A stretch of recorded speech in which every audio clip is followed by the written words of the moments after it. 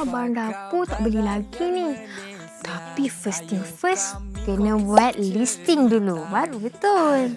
Hari tu Puan Azin dah pesan dekat Cik Anik. Cik Anik pun dah sedar. Aku ni pun samalah. Kalau aku nak beli barang dapur, mestilah aku beli barang dapur dengan bijak. Okey, aku nak senaraikan apa yang betul-betul perlu je. Penggunaan lestari bermula dari rumah. Perlu tengoklah kocek. Undang-undang cek, hak pengguna cek.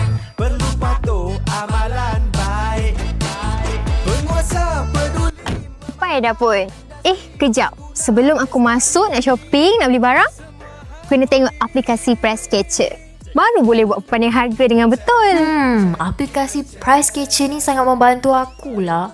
Tengok ni, harga ayam di pasar raya ni lebih berbaloi berbanding tempat lain hari ni.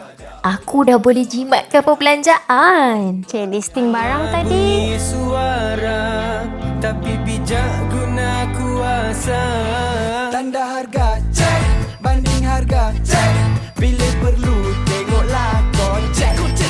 Undang-undang cek, hak pengguna cek. Perlu patuh amalan baik. Penguasa peduli memantau industri pengguna bestari. Semua harmoni. Yang ni lah. Wow, fresh RM13.50. Betul lah, sama lah dengan harga Price Catcher ni. But fresh. Betul lah ya, apps Price Catcher ni. Ada listing, tengok Price Catcher. Menjadi pengguna yang berdaya upaya bukan sekadar tentang berjimat. Sejajar dengan impak dasar pengguna negara 2.0, kita semua diseru untuk melengkapkan diri dengan pengetahuan, kemahiran dan penuh keyakinan dalam setiap urusan harian.